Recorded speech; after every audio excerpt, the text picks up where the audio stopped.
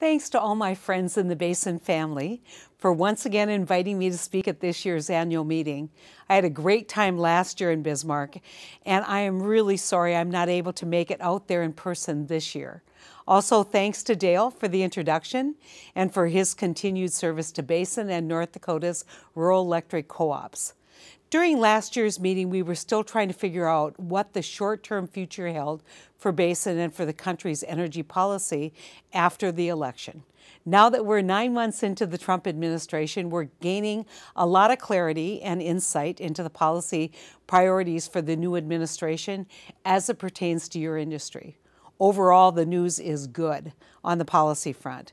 With the repeal of the stream buffer rule and the lifting of the moratorium on federal coal leasing, states like North Dakota saw immediate relief from two policies that could have severely impacted coal production and coal-fired power generation and led to higher costs for consumers.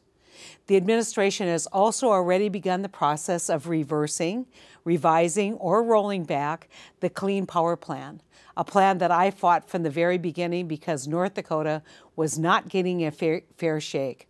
This plan would have inflicted great harm on coal generation in North Dakota, and it would have driven up costs for your members across the board in our state and in our region.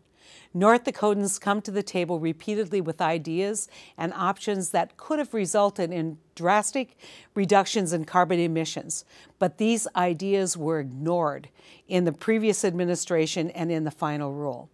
While all of us are in agreement that the Clean Power Plan must go, it's important that we not trade long-term pain for long-term uncertainty. When I was at a meeting last November, virtually the entire room agreed that the challenges of a carbon-constrained future and customer demand for reduced emissions and cleaner energy options are going to persist, regardless of which party controls the White House or which party controls Congress. It's critical that we take this time which is really a reprieve from the onerous Clean Power Plan, to work on putting a pragmatic, long-term carbon emissions reduction plan in place that will provide the energy industry with long-term certainty. Part of thinking about the future is to put ideas on the table that foster discussion and debate, and hopefully that will lead to better policies. I believe that is what Secretary Perry is trying to do with his grid resiliency pricing request that is very well-intentioned. Coal and nuclear will continue to serve a unique and vitally important role in the reliability and resiliency of our nation's electrical grid. However, the guidance that has been sent over to FERC seems a bit short-sighted and crafted without meaningful consultation and would not benefit North Dakota co-ops. I still believe that technology is the path forward for coal-fired power. North Dakota is already looking at 2 separate carbon capture projects, and my bill to extend and reform the 45Q tax credit, called the Future Act, has strong bipartisan support, has an amazing list of co-sponsors and supporters, and has already brought together some very unlikely alliances and allies. Our energy bill and 45Q, the Future Act, has shown that there is willingness from all sides to come together and seek realistic solutions, and that ultimately is going to be the solution for the industry and good for our country. While we work towards these technological advances, it's important that we focus on the assets that we already have in place.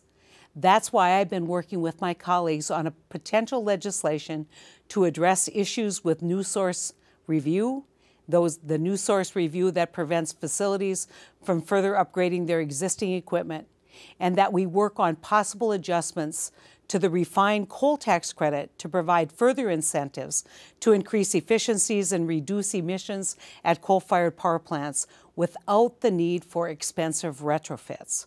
I know how important Basin Electric is. I know how important the work is that you do, not only to agriculture in our region, but to the economy of our states. So good luck to all of you, and thank you for letting me have just a few minutes with you.